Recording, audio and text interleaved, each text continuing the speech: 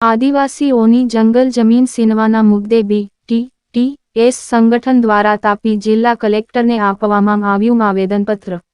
મળતી માહિતી મુજબ તાપી જિલ્લામાં વર્ષોથી જંગલ જમીનની રક્ષા કરનાર આદિવાસીઓ પાસેથી સીનવામાં આવી રહી છે જમીનો ખેતી કરી પોતાના પરિવારનું ભરણપોષણ કરનાર આદિવાસીઓની જમીન સીનવામાં આવી રહી છે જેથી BTTS સંગઠન દ્વારા તાપી જિલ્લાના કલેક્ટર મારફતે મહામહિમ રાષ્ટ્રપતિ અને વડાપ્રધાનને આવેદનપત્ર આપવામાં આવ્યું।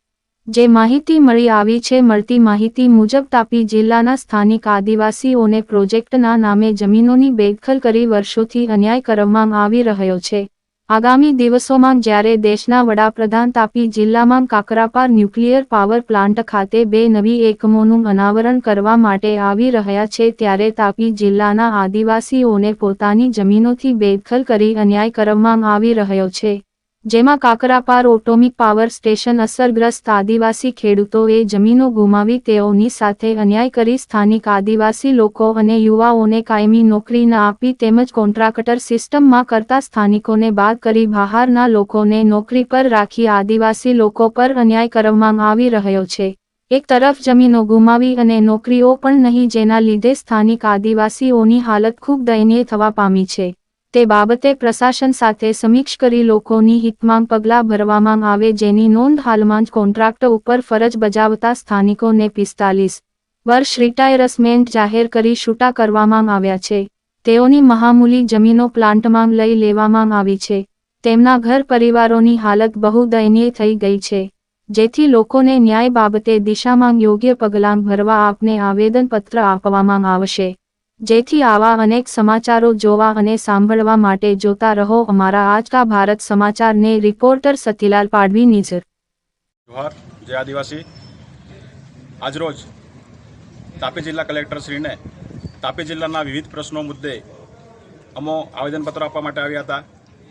આગામી દિવસોમાં દેશના વડાપ્રધાન શ્રી તાપી જિલ્લામાં આવી રહ્યા છે ત્યારે તાપી જિલ્લાના ગરીબ આદિવાસી ખેડૂતોને વર્ષોથી જે અન્યાયો થાય છે ઉકાઈ વિસ્થાપિતોને જે ઠરાવો મુજબ આજ દિન સુધી નિરાકરણ કરવામાં નથી આવ્યું।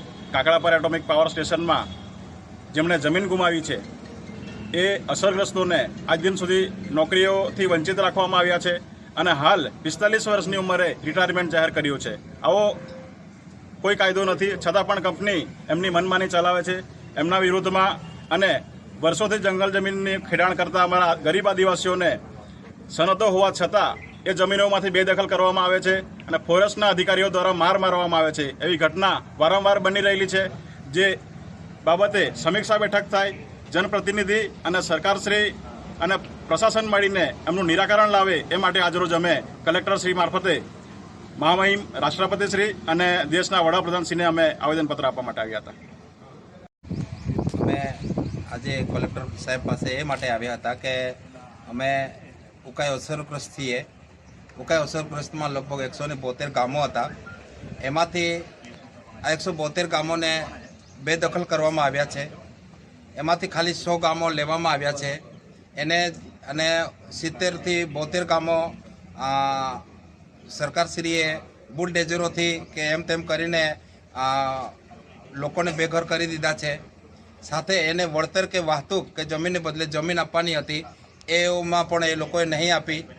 આદિ સુધી લોકો માથા પર પોટલા લઈને સુગરમાં કે કાંઈ ને કાંઈ રોકડીને જીવન જીવી રહ્યા છે ને એના સંદર્ભમાં